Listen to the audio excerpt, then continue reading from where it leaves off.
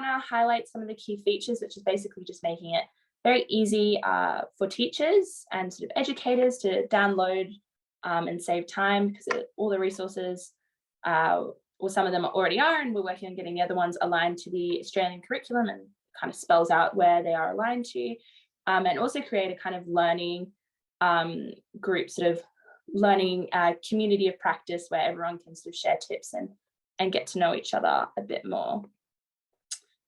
So I'll just get my screen up. So I'm not sure if you've been on the platform before, but basically you can just access it through our website. I'll just set that up. And then just easily go onto the platform through the homepage, and you're just on platform here on the first tab. So if you haven't created an account, it's pretty straightforward, just like most other sort of educational social media sites. You can just click register, and that'll take you through the process. There's also, you know, forgot your password and forgot username in case you have any issues with that, or you can also contact our IT support. I will just log in to my account. And so that will take us up to the dashboard. So basically, this is kind of mimicking, I guess, some social media sites. It's got some kind of features with a sort of about section. So this is basically what you fill in when you create your account. It just kind of goes through your main demographic, kind of who you are. And then we also have messages. So this is if you wanted to private message someone else on the platform. So it could be someone from another school or an organization or a staff member from Food Ladder. So you can just kind of directly message them here. You can see I was just testing with our platform support, so you can also message them for additional support. We also have a function for photo albums. So this is if say you've done a day either in a greenhouse or in a garden or a special event, and you want to keep all the photos in the one place. It's very easy to do that. You can title the album and caption even the photos. And that's specifically useful if you wanted to, let's say, show potential stakeholders or donors, people involved in a school project or anything like that. They can all sort of log on or click on your account and see the photos there. And then we also have a friends function. So again, kind of the community of practice, social media like elements of it, where you can request friends, become friends with different people, and then sort of message them and maybe sort of form some relationships, share some tips, anything like that. And again, kind of creating that community. And then the last one is just groups, which I will go into a bit later. But basically we have a range of private and public groups. Do you have any questions so far? I'm just thinking, is there a cost? No, great question. So it's all free. So everything you can download, creating an account is free. And then I'll show you now as well with the resources, you can just download them and everything. So yeah, our aim is to basically make it very easily accessible and kind of save time while, yeah, not costing anything, as we are based here as a non-for-profit. Cool. Well, I will show you the resources now. So basically we have, I guess, 3 different sections of resources. The first one here is just under training and educational resources. So this one basically takes you through kind of step-by-step process from planning, kind of coming up with what you would want to do, your designs, all the way to harvesting, processing and recipes as well. And then we also have ones as well on the side here that are dedicated to hydroponic systems and greenhouses. So those ones are especially useful for the greenhouses that we have in sort of in Kintor Street or Ali Kurung or the other schools that we have to help them support with that process. So I'll show you what they look like.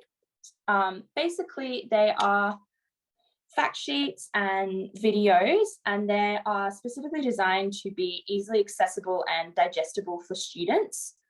So not super technical language, basically very easily digestible. Here we just have some different videos. Again, sort of basically explaining what is explained in the fact sheets, but in a video form, as well as a few different activities that could be useful for some school students. So yeah, here we have quite a lot. If you can see here, we have quite a lot of different vegetables, and they are often separated as well into one specifically for growing in a hydroponic system and one specifically for growing in a container or in ground. So I'll just show you what one of them look like. So you can just download, print them, email them, share them, however you'd like. Yeah, so they have sort of fast facts at the top, and there's different health benefits, again, with a lot of pictures and diagrams, growing guide. And here we basically have a step-by-step process of the propagation, planting, and everything in between. Again, very easy for students. And then also planting out, and also additional requirements sort of after you've done the initial planting process, and also some seed saving. And it also links to further information that could be useful. So this one's linking to some pest control sources. So basically, yeah, the main gist of these fact sheets is to be easily digestible and helpful guide to basically save teachers time and other educators with students from primary and high school, and kind of engaging them more in that process of getting in and getting sort of their hands dirty with the gardens. So those are those main ones. I'll show you what another one looks like. But they're all in the same format. So they've got sort of the pictures and the fact sheets and everything. I can show you recipes. There's a new one we've been adding a lot to lately, and we've got some more on the way. We've got some videos here of Lucy, one of Food Ladder staff members, doing some cooking. So those are some videos with the recipes. And then we also have the fact sheets again with the kind of equipment, ingredients, and a method as well. We are expanding, and we've got a few so far, but we're trying to expand also more into including native bush medicines and bush foods into both our recipes and also other fact sheets, focusing on Indigenous ways of knowing and culture. That's a big focus we've got on at the moment, and we are pushing to get more resources up there in regards to those ones soon. So those are is the bulk of the resources we have. And then I'll just show you the social enterprise ones, which are very similar to this. Basically, business planning and execution.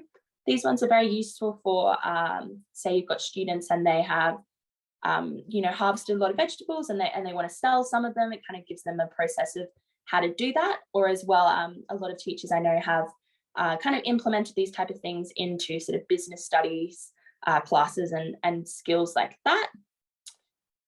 So yeah, this basically shows you sort of how to set up business, a checklist, community guidelines, and it also has a business plan template. So basically everything you'd need to know. And again, they're really set up in this easily digestible and sort of shareable format, and also some useful links there and advice, as our founders are kind of grew up with business and insurance, so that's kind of their background and bringing that knowledge into these resources. So those ones are our kind of original resources, and the newest ones we've branched out into specific teaching resources. So these ones are specifically aligned to the Australian STEM curriculum. So I'll show you first our Growing by Numbers one is our kind of newest unit. And so they're 10-week modules, and they're aligned so you could teach it in a 10-week term. This one has a focus on maths and science skills inquiries, specifically from years 5 to 10. So it's broken up and aligned to the year 5, 6, 7, 8, 9, 10 curriculum strands. And it has a teacher's guide and fact sheets and activity sheets that go along, correspond to the teacher guide. So I'll show you what this looks like. This again is part of our, initiative to make it very easy for teachers and really promote the use of nutrition and gardening kind of what am I trying to say? Skills into the classroom and bringing that sort of physical hands-on experience. So even if they don't have a hydroponic greenhouse, this is also applicable for having a sort of school garden in ground garden. So it basically has here the links to the curriculum. So this is specifically to the new updated curriculum that came out this year. So it goes through basically how it's aligned to the curriculum, and then it also has different lesson plans for each of the weeks. So if I go down, so this is a sort of overview. So what session 1, session 2 will entail all the way up to the end. And then it goes into more detail, sort of what the purpose is, how long it'll take, and then links to supporting resources. So then you can go back onto the platform and find the fact sheets and activity sheets that correspond with that lesson and can sort of print them out and use for the students. I'll show you what some of those look like. And it's also, got a video introduction as well with that. So basically the different fact sheets, sorry, I think my internet, there we go. So these are geared up to the lesson plan. So I'll show you this first one is about pH. So that's linked to sort of the first lesson plan. That was sort of an introduction to pH. And so that's kind of got a different fact sheet all about that. We have ones about electrical conductivity, temperature, light, air, water, competition, and humidity, and sort of how they affect the plants and how to measure, what happens when they change, kind of a basic sort of scope of what the students should be learning. And these ones are also linked to our activity sheets. So these ones are linked to the lesson plan. So after, let's say, learning about the different sort of pH and air, you can sort of see, write some examples and why do plants need this to grow. We have some that are sort of designing your own experiment. So that kind of goes through, I can see if that one will open. That one goes through basically, oh, that doesn't switch on my screen share. Well, it goes through the sort of hypothesis and the methods, the aims, everything like that the teachers would normally have to spend some time kind of planning out and creating different resources for the students to explain to them and for them to create their own. This one's kind of just an easy, all-in-one place where you can bring it straight off the platform into the classroom with pretty much no extra work for the teachers, as we know that they are extremely busy, especially with COVID going on and a lot of staff shortages. So these ones are a lot of different activities. This one's about statistics. So they are, again, just designed to be able to be given straight to the students and with all the instructions they would need to understand and complete those sheets. I feel like I've been talking for a minute. Do you have any questions so far? Lots of questions. Yes. When you were showing the business planning, is that available as in not for students, but for organisations like New Refugees? Could they have a food ladder, trade house, and then business? Yes, of course. So we're open to everyone taking advantage of the resources. So they just need to set up an account and then they can access the resources. So you don't have like eligibility criteria in relation to location or? No, so not anything to do with that. A few of the resources are kind of, I guess, locked, and then you can kind of, we normally see when people create accounts and can sort of unlock those resources for them, as if, a school that has a hydroponic greenhouse signs up, we know to sort of unlock all the hydroponic resources for them so they can have access to those. So if, for example, the organisation you're talking about just signed up, and then we could see, or even just shoot an email to myself or to our customer support, they would be able to unlock any of the business resources for them, as we support all the different sort of non-for-profits and everything like that. And if I was to share the link with the teachers here in the Northern Territory, is it foodladder.org? Yes. So that's the like, I guess, our main website, or alternatively our platform is, I'm pretty sure it's edu, let me just check, sorry. Yeah, edu.foodladder.org is the that will get them straight to the login sign up page for the platform. All right, thank you. No worries. Any other questions so far? No, it looks great. Cool. And alternatively, you can as well, let's say, like, I guess with different schools, we often encourage them the teachers to just share the one account, just probably for ease. But they can also sort of download the resources and send, attached to an email or something like that as well. Yes, but no sort of specific requirements to create an account. Okay, I feel like there was something. Oh yes, we have one other aligned curriculum aligned module. So that's the agribusiness hydroponic herbs. So this one's set up the same as the last one I showed you, with the teacher's guide and then also students. So this one's geared specifically for year 7, 8, and 9 and 10. And it's connected to the curriculum with design and technology, literacy and numeracy. So kind of a different angle than the last one. Just scroll down. So this is what the workbook looks like. And that kind of links to the teacher guide again, with explaining what the goal should be. So this one's more, I guess, of a business angle, and that's as well a 10-week program, so aligned for the sort of 10-week semester, give or take a few weeks. So yeah, that's the main one with that one.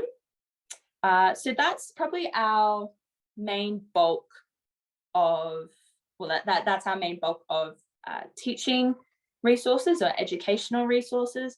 We have just added some new ones as well, a lot on different biological pests and how to identify them and prevent them, and different means of managing that. So there's some new ones we've added, and we're continually adding new resources to the platform. So it's kind of an ever-growing space of just accumulative knowledge, I guess is a way to put it.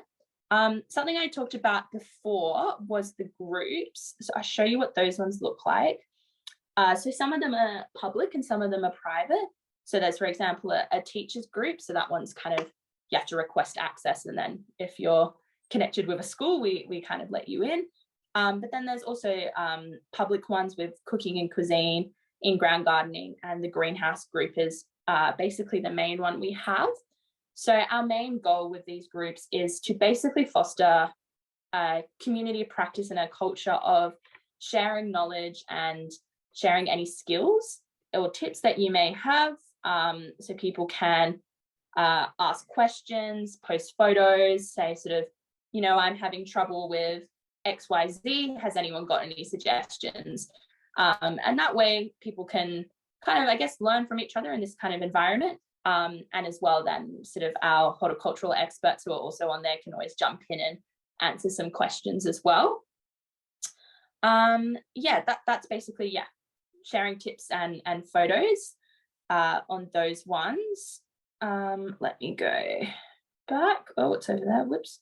Oh, okay. I've logged myself out. Well, if you accidentally do that, what I just did, log yourself out, you can just click back on your photo, and that will take you back to the dashboard. And then, the other point we have is active members. So that's if you are looking to friend a specific school, you can friend or follow them, and then you can, see what they're up to if they have any photos or anything like that. It's also a great way for the different schools to interact and get to know each other. And specifically, we'd like to, I guess, promote it with supervision, of course, for students from really rural and remote communities, to basically have a means of sharing and kind of connecting with other students around the world who are also interested in sort of gardening and nutrition and everything like that. So that's also a great means of doing that, and inter-school sort of organizational collaboration. And then lastly, I just highlight we have some support documents. So we have a platform guide. So if you have any questions about what I've said, you can always shoot me an email, or you can just go onto the support documents, and this basically goes through everything that I've just said. In case you have any questions, or you pass this on to some teachers and they have any specific questions. You can also write a specific request that'll go straight to our support services, and then they'll be able to get back to you and answer that specific request. And then here's just, some sort of common troubleshooting with adding profile pictures and sort of friends and followers.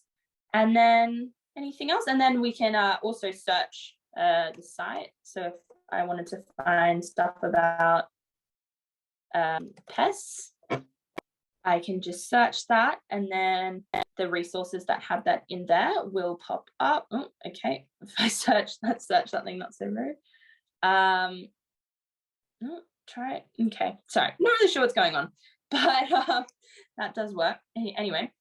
So yeah, that'll be searched through there. So yeah, I guess basically the main things we want to highlight with the platform is easily accessible for teachers, being able to download and use straight in the classroom, especially with our 10-week modules, the teaching resources. So yeah, those ones are, I guess, of probably the most value, and we're really pushing for to be used in the classrooms, again, just to save time and to also help with education and on sort of greenhouses, on gardening, nutrition, agribusiness, and really getting the students interested and exposure to these type of I guess practices that are often left out of mainstream Western teaching.